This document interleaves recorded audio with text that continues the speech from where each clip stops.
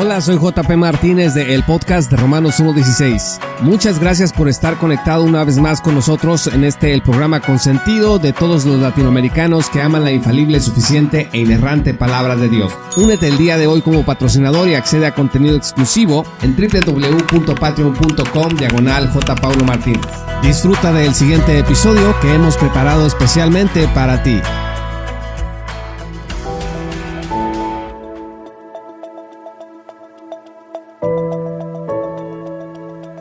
Anoche, Jimmy creyó en el Señor Jesucristo para tener vida eterna y esta mañana estaba lleno de gozo. Mientras iba al trabajo se encontró a su amigo Bill. Bill siempre ha dicho que es cristiano, ha leído muchos libros de teología, pero Jimmy nunca se había interesado mucho en la teología hasta el día de hoy. Hola Bill, ¿a que no sabes qué me pasó? El día de ayer fui salvo, confié en Cristo para mi salvación y ahora sé que iré al cielo. Bill replicó, bueno, no sé si debas decirlo de esa manera. Después de todo, no sabes si realmente vas a ir al cielo. ¿Qué quieres decir con eso?, le dijo Jimmy. La Biblia dice que cree en el Señor Jesucristo y serás salvo. Y eso fue exactamente lo que hice.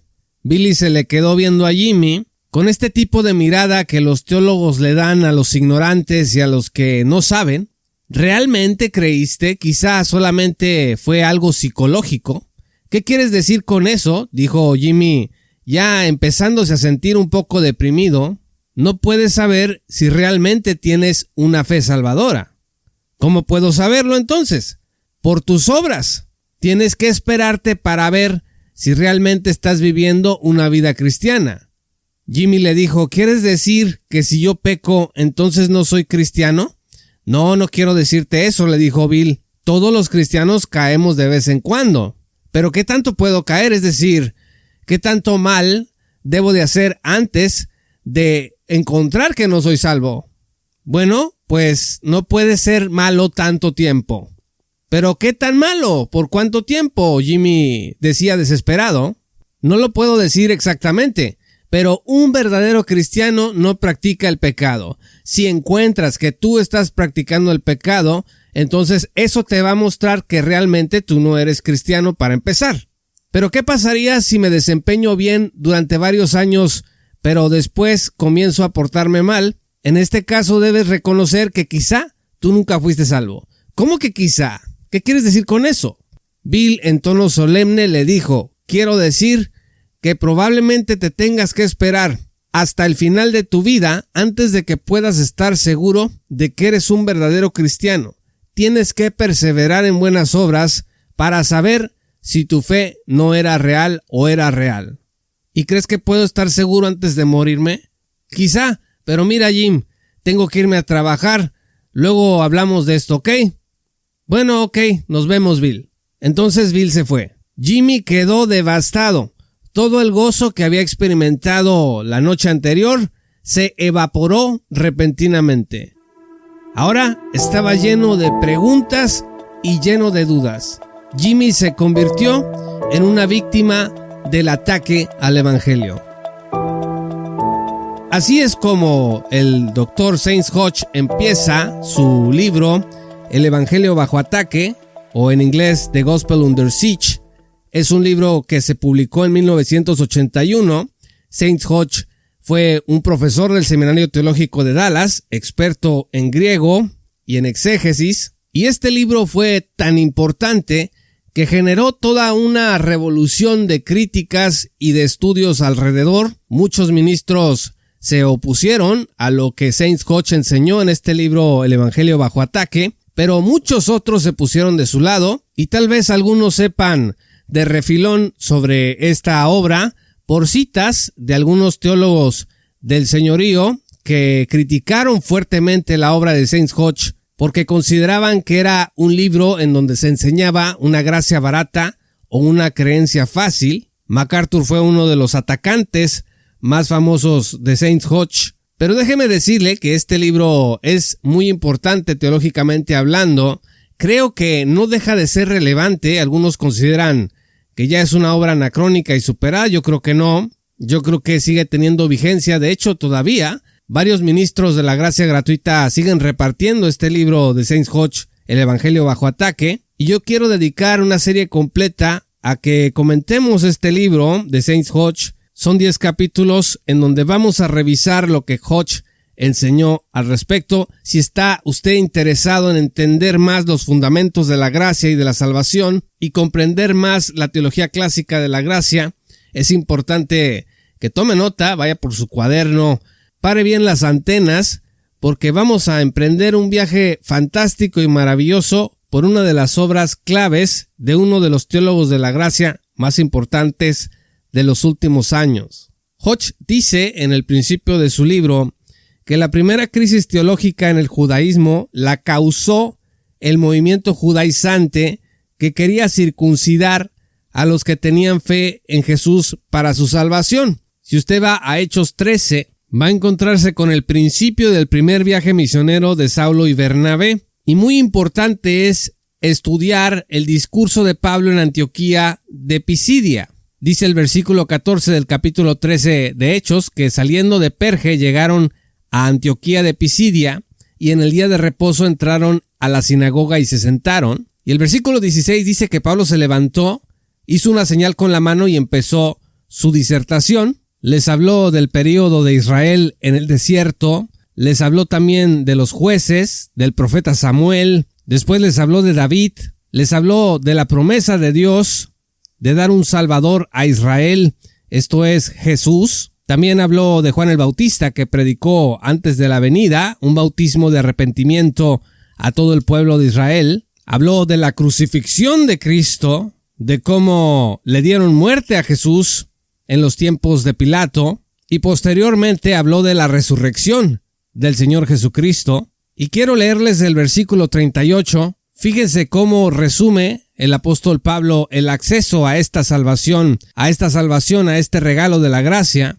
Por tanto, hermanos, sabed que por medio de él, es decir, por medio de Jesús, os es anunciado el perdón de los pecados, y que de todas las cosas de que no pudisteis ser justificados por la ley de Moisés, por medio de él, todo aquel que cree es justificado. Repito, por medio de él, todo aquel que cree es justificado. Entonces, en su predicación, el apóstol Pablo dejaba claro que la ley de Moisés no justificaba a nadie, sino que era a través de la fe en Cristo Jesús que este fundamento de la gracia llegaba a nuestras vidas. Este, estimados amigos, era el mensaje original del apóstol Pablo, la fe en Cristo Jesús para salvación, para justificación. Pero si avanzamos en el libro de los Hechos, en el capítulo 15, el versículo 1 dice que algunos descendieron de Judea y enseñaban a los hermanos: si no os circuncidáis conforme al rito de Moisés, no podéis ser salvos. Y esto dio origen al concilio de Jerusalén. En el versículo 6 dice que los apóstoles y los ancianos se reunieron para considerar este asunto.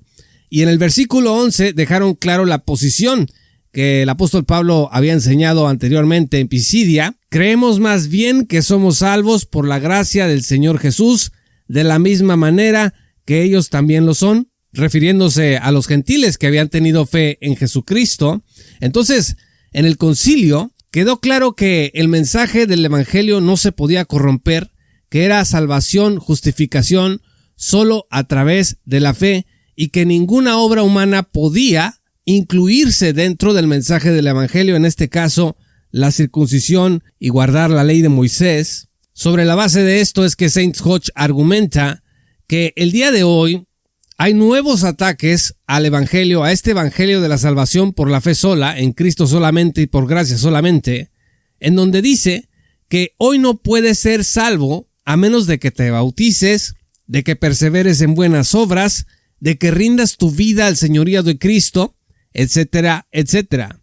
Pero el evangelio, dice Saint Hodge, es gratuito. Apocalipsis 22:17 dice: y el que desea, que tome gratuitamente del agua de la vida. Es gratuita la gracia, la misericordia y la salvación del Señor. Hechos 15, versículo 24 dice que los judaizantes o las personas que añadían al evangelio obras humanas estaban inquietando con sus palabras y perturbando el alma de los creyentes, de los cristianos. Lo que es exactamente lo mismo que ocurre el día de hoy, cuando a través de todos estos evangelios adulterados se le añaden obras humanas y entonces muchos hermanos no alcanzan a tener esta certeza y esta seguridad de la salvación, no tienen paz, así como aquellos creyentes del Concilio de Jerusalén que se mencionaron ahí. También el día de hoy hay hermanos cristianos, mujeres y hombres, que están perturbados en sus almas y están inquietados por las palabras de aquellos que están añadiendo al evangelio cuestiones que no son bíblicas. Hodge dice allí en su primer capítulo que seguramente los judaizantes tenían una buena intención, tenían miedo probablemente de que el hecho de que se estuviera hablando de que la ley de Moisés ya no era obligatoria, pues iba a arrastrar a la gente a pecar. Exactamente lo que pasa el día de hoy con algunos maestros, pastores y ministros que enseñan que el evangelio es algo más que la salvación por la fe sola, sino que para que Dios te salve tienes que hacer buenas obras, tienes que rendir tu vida al señorío de Cristo o tienes que bautizarte. Sin embargo, como dice Hodge, la sinceridad y buenas intenciones no sustituyen la verdad. Hebreos 13, versículo 9, dice que el corazón se fortalece no en las obras añadidas al evangelio, sino que el corazón se fortalece en la gracia. Solo Dios puede estabilizar el alma en santidad, dice Hodge. Así que ellos pensaban, los judaizantes, que era una necesidad moral predicar las obras de la ley para evitar una vida de pecado, una vida antinominiana, pero la respuesta de Pablo y Bernabé dejó claro que la ley no garantiza la vida, que la ley es un ministerio de condenación y de culpa. Romanos 3, versículos 19 al 20 dicen: ahora bien sabemos que cuanto dice la ley, lo dice a los que están bajo la ley, para que toda boca se calle y todo el mundo sea hecho responsable ante Dios. Vean ustedes el objetivo de la ley, todo el mundo sea hecho responsable ante Dios, porque por las obras de la ley ningún ser humano será justificado delante de él, pues por medio de la ley viene el conocimiento del pecado. No puede estar más clara esta inutilidad de la ley para salvar. Solo Cristo da vida eterna. Por otro lado, aquellos que pensaban que la ley producía santidad estaban equivocados. Romanos 8, versículos 3 al 4 dice: pues lo que la ley no pudo hacer, repito, lo que la ley no pudo hacer, ya que era débil por causa de la carne, Dios lo hizo, enviando a su propio Hijo en semejanza de carne de pecado, y como ofrenda por el pecado, condenó al pecado en la carne, para que el requisito de la ley se cumpliera en nosotros, que no andamos conforme a la carne, sino conforme al Espíritu. Entonces nuestra santificación, dice Hodge, es una obra del Espíritu Santo, y no es algo que se obtiene cuando usted y yo cumplimos la ley, o los requisitos que usted quiera añadidos al Santo Evangelio de Jesucristo para ser salvos. Sin embargo, pues la gente sigue creyendo que el principio de la ley es lo único que funciona. En el mundo reformado, por ejemplo, hay una insistencia en tratar de salvar los 10 mandamientos como rectores para la vida cristiana, pero esto indica, dice Hodge, varias cosas. Número 1, que no se confía en el poder de Dios para hacer una nueva criatura al momento de la salvación. Es decir, cuando Dios lo salvó, pues parece ser que no le dio ningún poder para que usted viva una vida de santidad y de obediencia. Número 2, también implica que no se confía en que Dios pueda transformar a una persona a imagen de Cristo sin la ley. Es decir, necesitamos este requisito, si no, no va a haber transformación.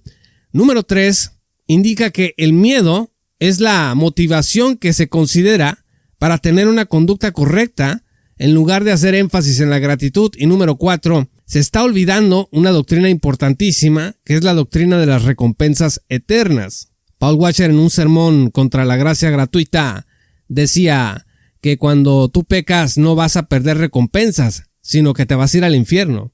Y la verdad es que cuando hablemos, que seguramente en esta serie lo vamos a hacer acerca del tribunal de Cristo, nos vamos a dar cuenta que las recompensas eternas es una doctrina muy importante vinculada con nuestra seguridad de la salvación.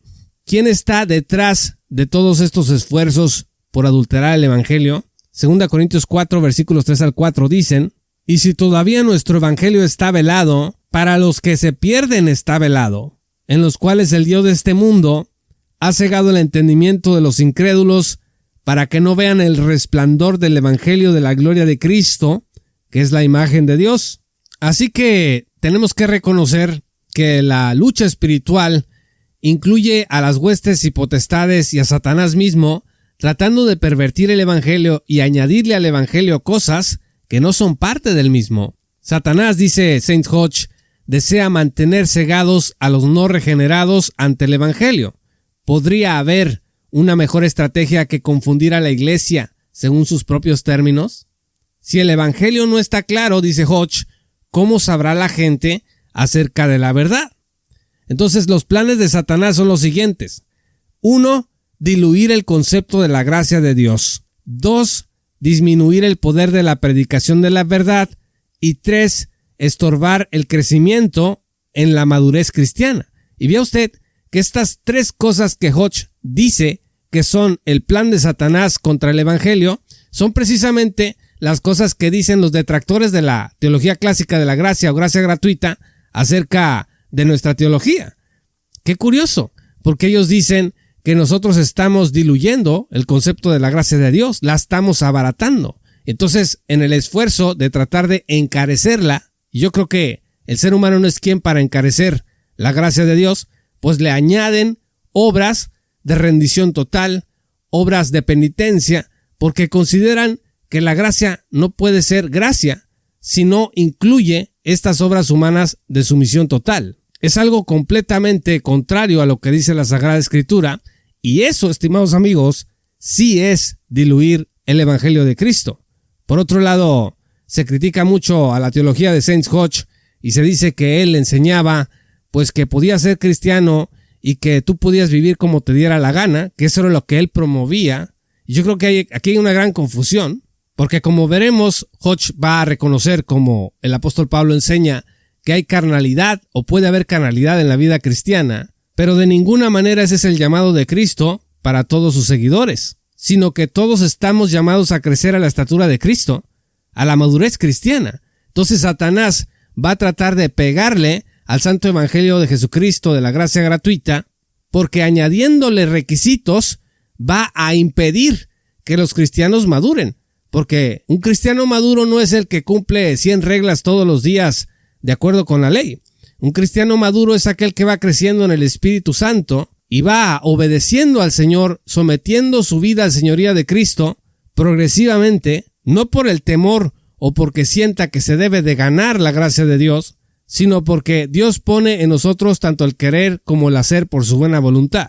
Por eso dice Saint Hodge, el apóstol Pablo es tan duro en Gálatas 1:8, en donde dice que sea anatema aquel que presente un evangelio falso y adulterado.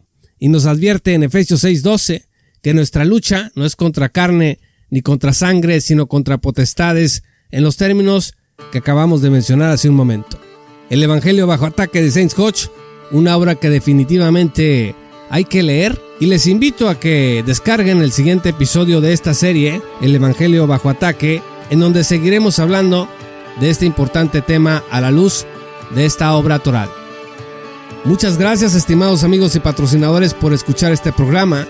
Si aún no eres patrocinador, te invito a que te unas en www.patreon.com/J. Paulo Martínez.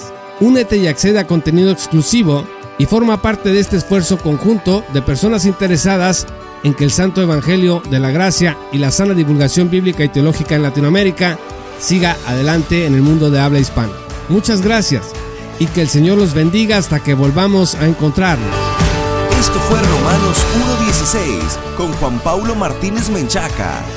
Únete como patrocinador y apoya la sana divulgación bíblica y teológica en América Latina. Búsquenos y síguenos en nuestro sitio web oficial, redes sociales y otras. Romanos 1:16. Todos los derechos quedan reservados.